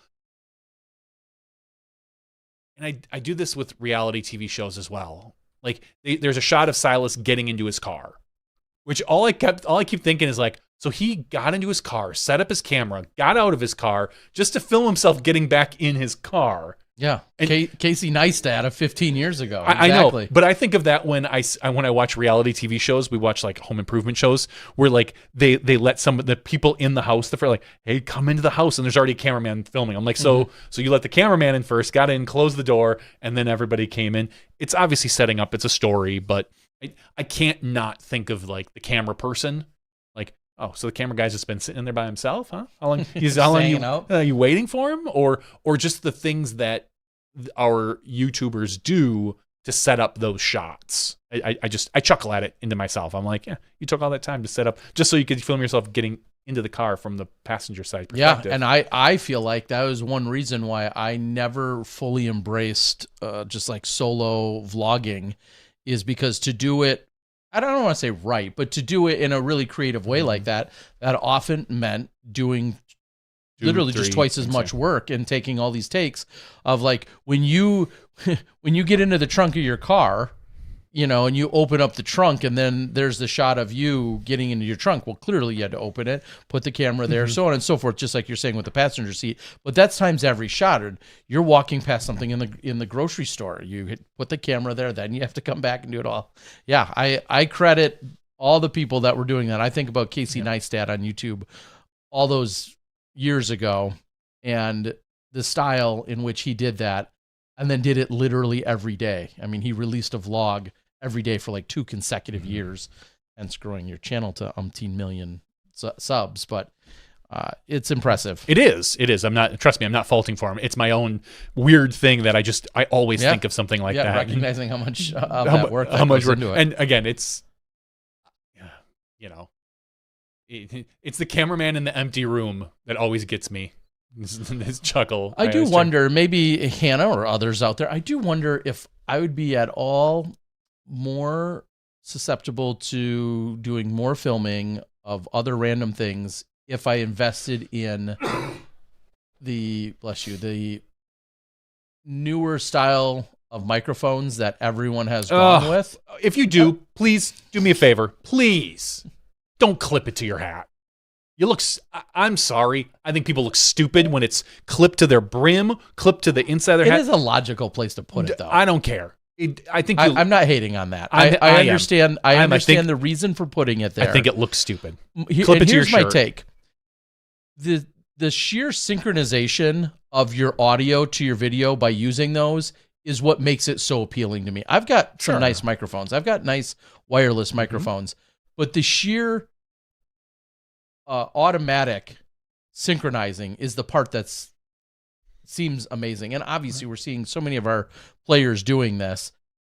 Every time I see any video that offers that, I think, man, that's such a major editing step that seems so much, that's just not a barrier at that point because it's correctly doing it for you. Yeah. That makes it sound more appealing to do more creative other styles of video. Or just even miking up players in general. Like, hey, throw this on, and then it's just working that much quicker and easier. Yeah, it's really easy. A lot of those have built-in, obviously, separate. You're recording a second stream of audio that doesn't have to go to the camera. I don't know. But, yeah, clip your mic on your new crown. Put a microphone in your tooth, and then so everybody... I watch a lot of specific types of YouTube videos, and a lot of it is woodworking videos, cabinet building, construction. Do they all do it that way? A lot of them do. It's a logical place to put it. It's like, I'm sorry, but it is. And I think Tyler Brickley made a video about this a year ago or something, where his microphone just repeatedly got on his head, got bigger and bigger and bigger. Okay, and I believe that's what the shtick was. But a lot of them, because it's a very stereotypical type of person that's doing these woodworking. They're almost all wearing flannel. They're all men in their 40s, and they're all wearing hats. Almost every disc golf YouTuber is a guy probably in his 20s wearing a hat, probably in a sweatshirt and or with some sweatpants. I feel like we have a very I'm not saying that it's not a specific type, but that's how, and not just obviously working, but DIY kind of things, home improvement stuff, and it feels like it's all the same person that is doing this. And I'm thinking, like, it's not like you're wearing just a light t-shirt or something, or if you're working out, you could put it on your shirt. You could easily clip it to a good flannel. You don't have to put it on your hat, but so many of them do. So I don't know. Just you never ever see a woman like that. You never see a woman put one on her hat or clip it into her hair like a hair clip, like a banana clip. Put it in your scrunchie if you're in the 80s. I never see that, but it's always dudes clipping it on their hat. And you think I get worked up about this is a me thing. I know. JVD, aren't you wearing flannel right now? I am wearing flannel. Yeah, so I am. If I had one, I would clip it right here. I would clip it right to my shirt. But then it comes down to the shirt, because depending on the style of shirt, if you're not wearing a consistent style of shirt, like on that flannel, it would clip really easily. It would work very well. It's a button up. Right? It's thick. But what if you're wearing a polo and it doesn't clip quite the same? Or what if you are wearing a t-shirt or a sweatshirt and then to clip it in the exact same spot? Like if you wear a hat regularly, then it's always going to be in the exact same spot. Your editing effort is going to be reduced because it's consistent. Whereas maybe a woman sometimes wears a hat and sometimes she doesn't. So unless she always wears a hat, she's probably looking for consistency as well. Yeah. But there are women woodworkers that I watch as well that do not put it on a hat, and sometimes they wear hats, sometimes they don't. I can understand, but and maybe they don't use that type of microphone, which is why I don't see it. I don't know. Do you? Are we going to go full on? We'll just say sexist and assume that they should be wearing a gold necklace with a pendant with their kid in it, and they should clip it to that? Should that be the consistent spot to? I don't think to clip it instead. Okay. No, the pendant doesn't have a kid. It's half a heart that they have with their best friend. But a picture. No, it should be a picture of their kid or something. No, it's a half a heart that just has half of best friends that they wear with their best friend. Okay. Come on, Terry. That's true. Yeah, you've got glasses with built-in microphone. I do, and I love those. So as someone says, let's make a hat with a built-in microphone.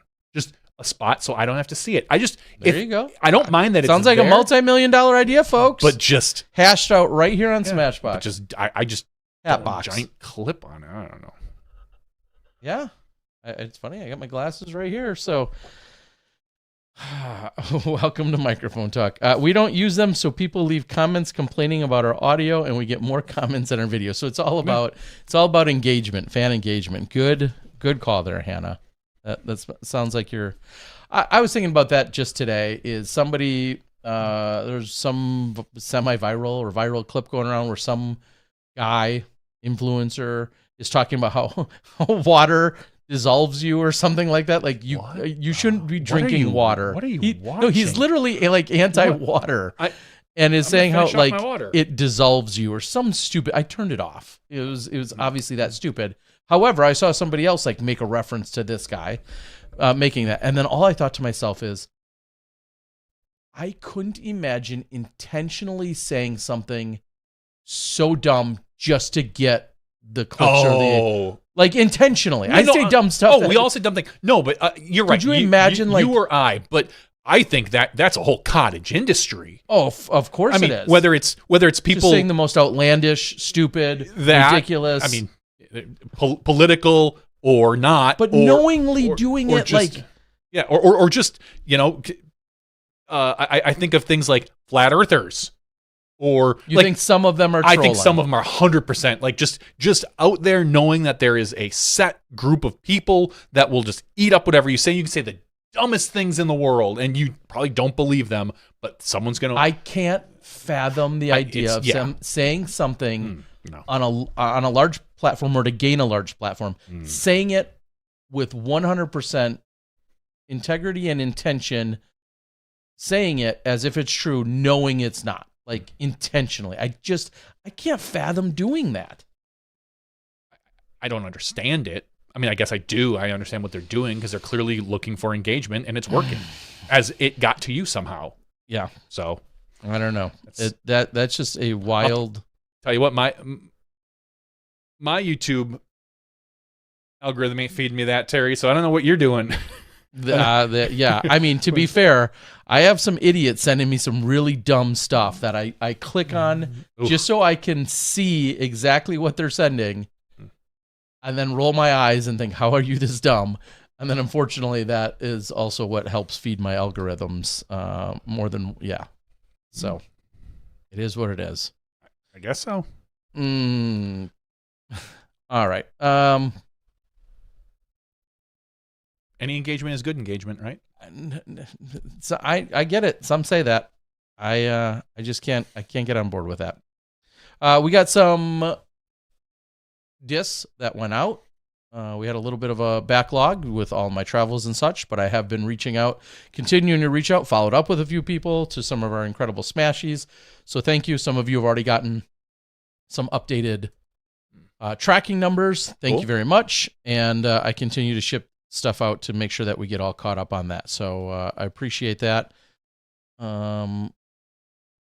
Also sent our note last week. We had Steve Dodge on the show briefly. He said how he was late to realizing there was a discount through the Zenny new sponsorship. Sure. But Sean Jack over at the Disc Golf Pro Tour was happy to see that a customer was reminded and updated and informed, that being Steve Dodge, in terms of supporting Zenny as a disc golfer. In other big news, because I know the Pro Tour briefly has had conversations with what used to be my longtime favorite airline for ballers on a budget, Southwest.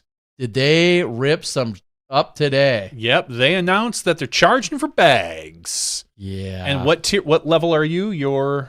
I'm an A-list. A-list. I'm not A-list preferred. You're not A-list preferred. So, however, I also have a Southwest card. So that the credit card. So you are immune to the baggage fees. Yes. Currently. Being A-list, you get one free bag, and if you use a Southwest card, you can get a second free bag. So none of this will impact me in that direct sense. However, there are a lot of mad people, and then also rightfully so. Choosing seats is going to be, you will be able to choose your seat and pay more for better seats on Southwest, which is not something they've also done ever before. Well, I mean, technically, I mean, Well, you could get early boarding, but all the seats are ultimately. I truly feel that this is ruining Southwest. Like, I understand that they're looking to make more money. I get that. Yeah, it comes down to such a I don't say moral, like, are they making money? Differentiator. Yeah. Are they? I mean, no. Like, before this, were they making money? Were they profitable? My stock says a little bit. So do they need to be more profitable? Like, at what point, again, do you, like, okay, cool, we've implemented all these fees. Now how do we charge more? Like, you are constantly looking for ways to, I don't say milk a customer, but to charge more in order to continue to make more profit. I feel like it's going to change Southwest. It's going to ruin the reputation that they had. A lot of people are going to be upset, and now there's no reason to take Southwest over other airlines. Yeah, as you just said, and and that's my opinion. Yeah, as you just said, and Webb said on the board, Webb Warren just said on the board, which echoes what a lot of comments I read today. A lot of people saying, okay, now you're just like every other airline. Yeah, there's no differentiation. Yeah, there's nothing that's exceptionally appealing when you are now just like all the other airlines that charge for those bags. They also changed the way that they're adding a different type of fare that's like their lowest budget line fare, which is even lower, but obviously it comes with the most amount of restrictions, understandably, in terms of luggage and what you can add-ins that you'd have to pay to have that fare. And then they also changed it so that you're more restricted on canceling and changing your flights. And this is a little pro tip that I'll share after hundreds of thousands of miles. I often, if I think I'm going somewhere, it's very common that I'll go out and buy the tickets as quickly as I can. And then I continue to watch that flight there and back. I buy them as two separate one-ways. I continue to watch that flight. And if the prices ever go down, you can simply essentially rebuy your ticket at the new lower price, and they bank the difference for you. It's something I've been promoting that I think goes wildly undervalued and underused at Southwest for decades. Well, now if you buy their lowest fare, they're not necessarily offering you that difference back, which is something that they've always done in the past, which has been one of my favorite components to using them, is continuing to watch it like a hawk and then see that if something goes down, you get the difference. Some of their fares will no longer do that, and they're putting a few other restrictions on being able to change things and when you can change them and what's coming back. So yeah, if you're a cheapskate like me and you really like to use them for all the things that the intricacies that they offer, yeah, you maybe had that was a rough reading this morning. Yeah, I honestly don't mind charging extra for early boarding. You get to get the seat that you want. I don't love the idea of assigned seats. And that was their number one, according to the surveys. Number one confusion. That was their number one complaint. Is that even the lady at the bank today said how much she hates it. And I was just rolling my eyes at her, but their research, because I read up on it. I know. Their I research told us that was their number one complaint is people, in fact, hate the boarding process of Southwest, where I personally have always loved it. I've loved it as well. And now they're saying they can it's sell the seats, sell baggage, and be like every other airline. Yep. Congratulations. I don't love it. LUV, that is. No, they've... we'll see. They're ruining their uniqueness. We'll see. I mean, now I'm all Spirit, or Frontier. For enough price, they let you fly the plane at Spirit. Yeah. Okay. I even I have some standards. All right. I can't do it. I can't do it. If I lived in Denver, maybe they'd find a way to win me over. I doubt it, but no, I can't. I cannot do that. Buy a private jet and rent it out. There you go. That's a good idea. Sold all of my Ontarios. No, but I do have an inside scoop for another gentleman that might have some Ontarios that I don't yet have my hands on. So I'll keep you guys posted on there. Everyone's waiting. He sent me a few pictures today, and I didn't get a chance to reply. I'm going to tell them one of those for sure isn't an Ontario. It's a Cobra. And I can tell just by looking at it's easy to get confused. And some of these that didn't have a lot of markings back in the 90s, I can understand some of the confusion. It says Ontario, California on the back, and it kind of it's a mid. It's beat up. Yeah, that one in particular is a Cobra. And only because I've been duped accidentally by enough people. I'll go to some site where someone will say, hey, I have this to sell you. I'll buy it and I'll get it and I'll instantly know that's not an Ontario rock. Can't fool Tear Bear. I don't think they were trying to fool me. I think they were just genuinely confused themselves. All right. Well, what we've got is a giveaway. Oh, geez. I don't have anything ready. Well, you start working on that, and then I'll start thinking about what we can do. Here's another fun question for the board. How long is too long to eat double G jerky past the expiration date? I thought like in a row. Like I've been eating it for 6 hours straight. No. How many days past the expiration date do you think you're safe to consume? It's a food product. They have to put a date on it. Is it still sealed? 100% sealed in their individual bags. You know, I've got some McBeast flavored. I've got cracked pepper. 3-time champion Paul Macbeth flavored stuff? Yep. That's how old it is. But, and I'll give you a hint. I'm 2 for 2 on the last 2 days of living and surviving so far on expired bags. But how long is the question? Doc Zen says 6 months. Doc, I see your 6 months and I'll raise you 6 months so far. Wow. You went with a full year. Yeah. I've one of the orders that I made a while back, I think then was April of 24. I probably got it 6 or 8 months before that. But we're not in April of 25 yet, so am I good? Ooh, another one for 6 months. Eesh.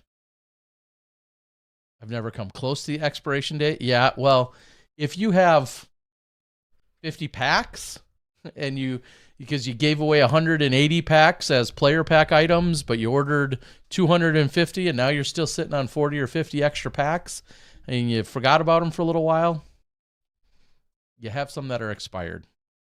It was suggested today that I give away a pack. Like, no, I will not send anyone expired meat. We've sent out jerky, don't get me wrong, as giveaways here, and I've sent them out on my channel. But if they're expired, I'm not going to expect anyone else to take that risk. Isn't it just leather? No, I think it tastes really good. First run jerky is the best. That's what kids are for. Let them try. Wait 2 or 3 days. If it looks good and no mold or anything, it's probably fine. I like that logic. Darren, I can get on board with you there. I can understand that. Edwin says you definitely should not consume it and just mail it. I don't know. I mean, does it go up in value? Is there any chance that happens? I don't think is it first run? It's first run. Terry drives. Terry drives 50 miles after his low gas light comes on. I think it was a full week that I made it without gassing. It was one of our big blow-ups between you and I. We haven't had many, like where we've like literally like yelled at each other, being upset. That was one of them on spring break. Yeah, one of the spring break many years ago. My aunt and uncle loaned us their minivan because there was like 5 of us, and we were traveling on spring break. The year was 1999, and so Terry tended to like he enjoyed driving. He drove most of the way. He liked it. Well, at one point, I think the gas light came on and it kept going and kept going and kept going, kind of like the Seinfeld Kramer style. Yep. And I forget exactly how, but we ended up getting really upset at each other because I was like, just pull over, just go to a gas station. You know, we don't want to run out of gas. You just kept just a few more miles. To this day, yeah.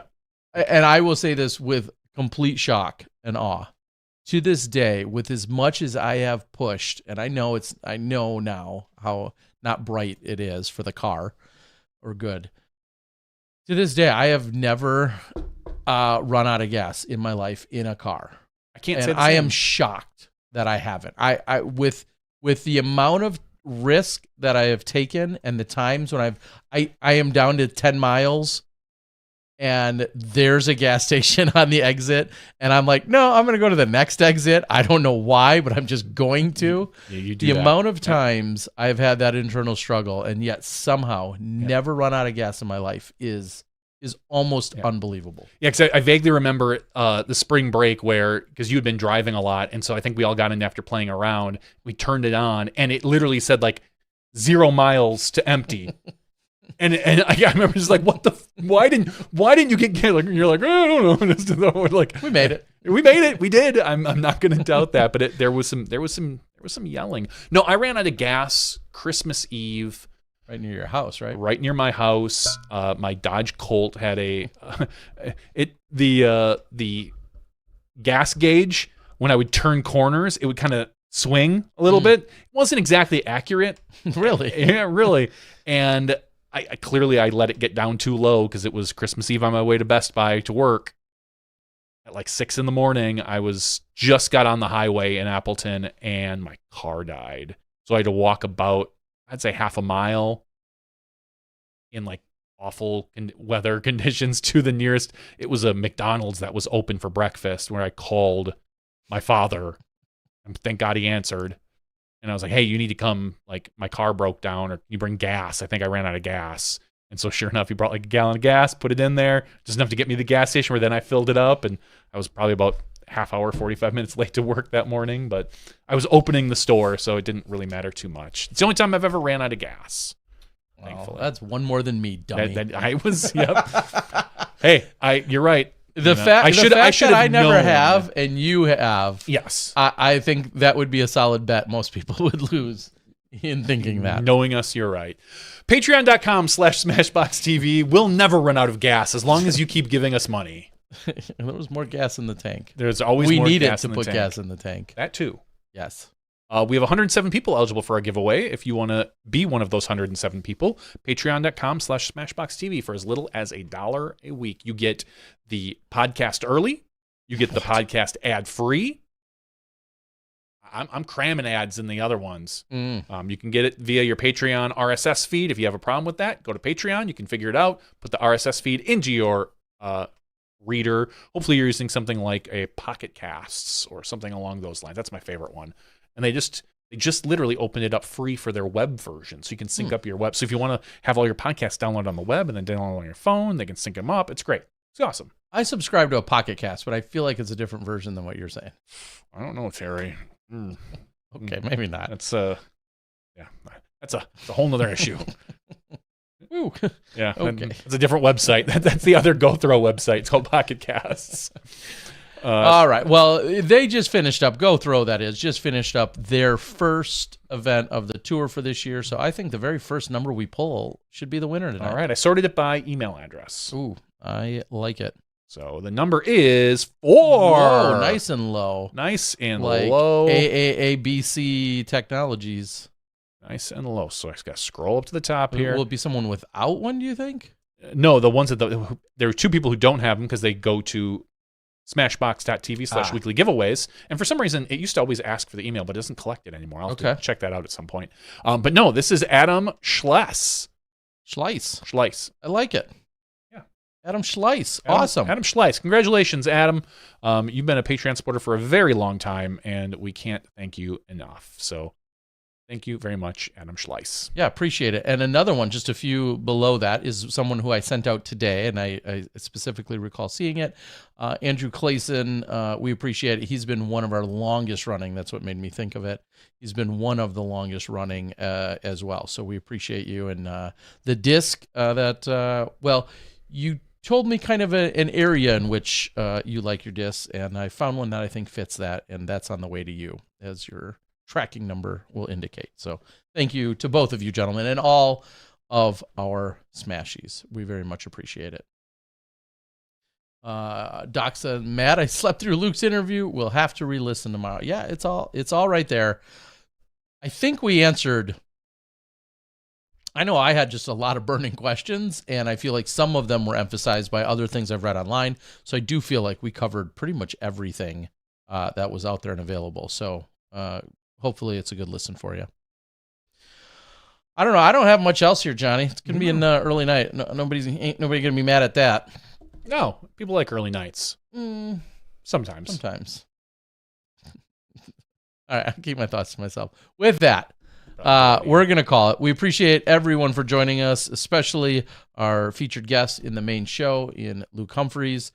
Congrats to everyone that played this weekend in that event and stuck it out throughout that event. Didn't get stuck in the mud. Thank you guys so much for joining us for a little show tonight. For Johnny V, I'm the Disc Golf Guy. That's podcast 548's After Show. We'll see you next week, probably with a Waco champion, if I had to guess. Hope so. We'll see you then when you step inside the Smashbox.